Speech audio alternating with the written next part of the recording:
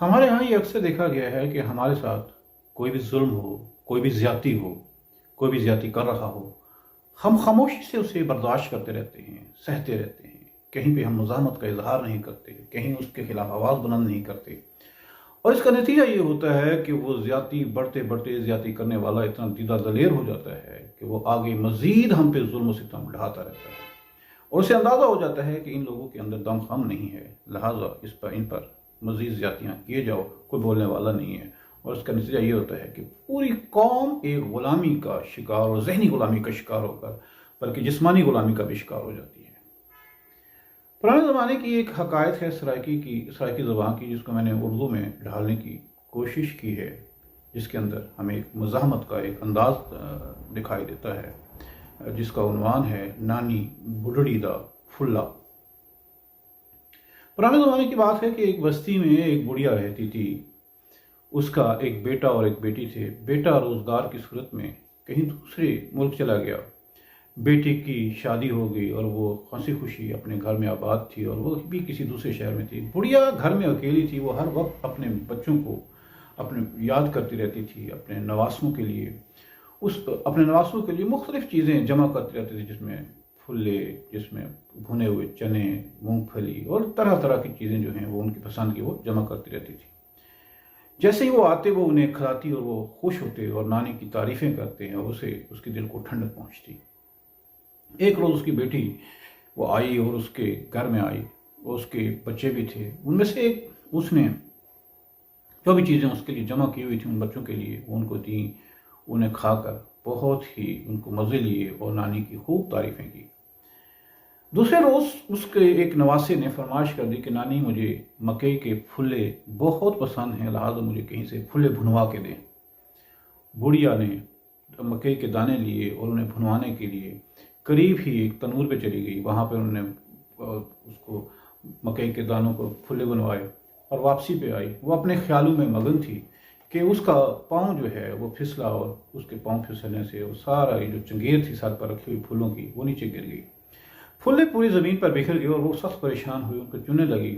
اوپر ایک بڑے سے درخت پر ایک کوا بیٹھا تھا، اس نے کہا کہ نانی، بڑھیا نانی، اگر آپ کہیں تو میں آپ کو پھلے چنوا دوں۔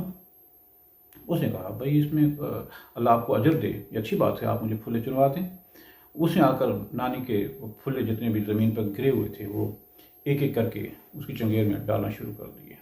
تھوڑی دیر کے بعد وہ پھلے بھول گئے، انہوں نے سے ایک بڑا سا پھلا اٹھایا اس کوے نے، اور اوپر جا کر ٹینی پر بیٹھ گیا۔ بڑھیا کو اس کی اس دیدہ دلیری پر بہت غصہ آیا، اس نے کہا اس نے مجھ سے بغیر اجازت کے یہ پھلا اٹھا کر وہاں اوپر ٹینی پر چلا گیا، اس کی اتنی جرت کہاں سے آ گئی؟ اس نے اسے کہا کہ پھلا میرا واپس کر دے، ورنہ میں ابھی ٹینی کو کہتا ہوں تو وہ تمہیں یہاں سے اڑا دے گی۔ اس نے کہا کہہ دو ٹینی سے میں پھلا واپس نہیں کرتا۔ اس نے کہا ٹینی، یہ کوا میرا پھلا لے کر تم پہ بیٹھا ہوا ہے، لہٰذا تم ذرا سا ہلو اور اس کو یہاں سے اڑا دو۔ ٹینی نے کہا نانی بڑھیا مجھے کیا پڑی ہے کہ میں اس کو اٹھاؤں، اس سے میرا کیا بگاڑا ہے؟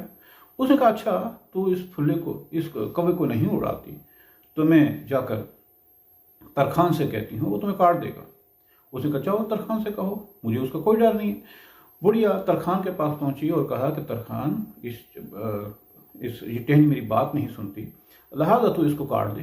اس نے کہا بڑھیا مجھے کیا ضرورت پڑی ہے کہ میں ٹہنی کو کاٹوں، لہٰذا اس نے کہا اگر تو نہیں میری بات سنتا تو میں جا کر لوہار کو کہتی ہوں کہ وہ تمہیں کلہاڑی بنا کر نہیں دے گا آئندہ۔ اس نے کہا چلو لوہار سے کہو وہ کہاڑی، مجھے اس کا کوئی ڈر نہیں ہے۔ لہٰذا بڑھیا وہاں سے چلتی ہوئی لوہار کے پاس پہنچی اور وہاں اسے کہتی ہے کہ یہ ترخان جو ہے میری بات نہیں سنتا تو تم اس کو آئندہ سے کلہاڑی بنا کر نہ دینا۔ اس نے کہا بڑھیا میں کلہاڑی بنا کر کیوں نہ دوں، اسے میرا کیا بگاڑا ہوا ہے؟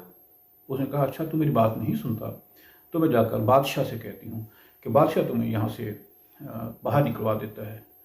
وہ بڑھیا بادشاہ کے پاس پہنچی اور کہا کہ بادشاہ سلامت، اس جو یہاں بیٹھا ہوا ہے لوہار بیٹھا ہے، یہ میری بات نہیں سنتا، اس کو شہر سے باہر نکلوا دو۔ اس نے کہا بی ماں اس نے میرا کیا بگاڑا ہوا، میں اس کو شہر سے باہر کیوں نکالوں؟ بڑھیا نے کہا اچھا آپ میری بات نہیں سنتے تو میں ملکہ کو کہتی ہوں کہ وہ آپ سے ناراض ہو جائے۔ اس نے کہا جا کر کہو ملکہ سے، ملکہ مجھ سے ناراض کیوں ہوگی؟ جب ملکہ سے کہا کہ آپ بادشاہ میری بات نہیں سنتا، آپ بادشاہ سے ناراض ہو جائیں۔ ملکہ اس پر ہنسی، اس نے کہا بڑھیا اماں میں بادشاہ نے میرا کیا بگاڑا، میں اسے ناراض کیوں ہوں؟ لہٰذا اس نے کہا اچھا تو ناراض نہیں ہوتی تو میں چوہوں کو کہتی ہوں کہ وہ تمہارے جو اتنے خوبصورت خوبصورت کپڑے ہیں، پوشاکیں ہیں، ان کو کترتے ہیں۔ اس نے کہا چاہو کہو چوہے سے۔ چوہے سے جب وہ پہنچی تو اس نے کہا چوہے یہ یہاں پہ جو ملکہ ہے وہ میری بات نہیں سنتی، تم اس کی پوشاک کو کتر دو۔ اس نے کہا مجھے کیا پڑی ہے کہ میں اس کی پوشاک کو کتر، وہ آپ کا معاملہ ہے۔ اس نے کہا اچھا تو میری بات نہیں سنتا تو میں جا کر بلی کو کہتی ہوں، وہ تمہیں کاٹتی ہے، وہ کھا لے گی تمہیں۔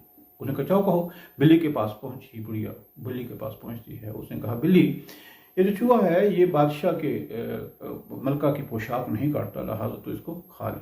بلی نے کہا میں کیوں کھاؤں، مجھے اس سے کیا جھگڑا ہے، میرا اس سے کوئی جھگڑا نہیں ہے، میں اس کو کیوں کھاؤں۔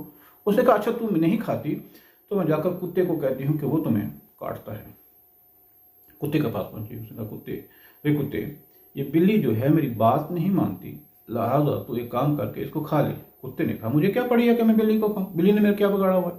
اس نے کہا اچھا تو نہیں میری بات سنتا تو میں جا کر لاٹھی سے کہتی ہوں اور وہ جا کر لاٹھی تمہیں مارے گی۔ اس نے کہا چاہو لاٹھی سے کہو۔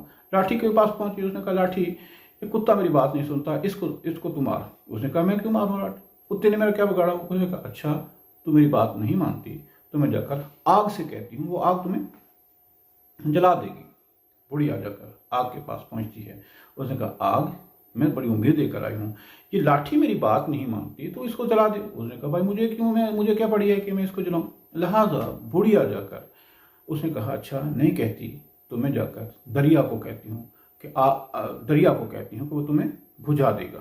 دریا کے پاس پہنچتی ہے بڑھیا اور کہا دریا یہ جو آگ ہے یہ میری بات نہیں سنتی، لہٰذا تو اس کو ختم کر دے، بجھا دے۔ اس نے کہا بھائی مجھے کیا پڑی ہے کہ میں جا کر اس کو بجھاؤں، لہٰذا اس نے کہا اچھا تو میری نہیں بجھا جاتا تو میں جا کر ہاتھی کو کہتی ہوں کہ وہ سارا پانی جو ہے تمہارا پی لے گا۔ اب ہاتھی کے پاس پہنچتی ہے، اس نے کہا بڑھیا میرا تو کوئی معاملہ نہیں ہے، دریا کے ساتھ میری کوئی دشمنی نہیں ہے، لہٰذا میں کیوں اس کو جو ہے سارا پانی پیوں۔ اس نے کہا اچھا تو میری نہیں سنتا تو میں جا کر مچھر کو کہتی ہوں، وہ تمہارے سونڈ میں گھس کر تمہیں کاٹے گا، وہ تمہیں مزہ آئے گا۔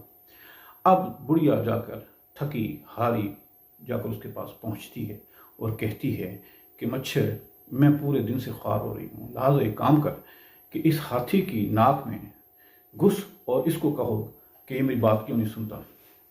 ہاتھی کو مچھر کو ایک چھوٹا سا تو ہے لیکن اس نے اس کی بات سمجھ آ گئی اور وہ اس کی سونڈ کے اندر گھس گیا۔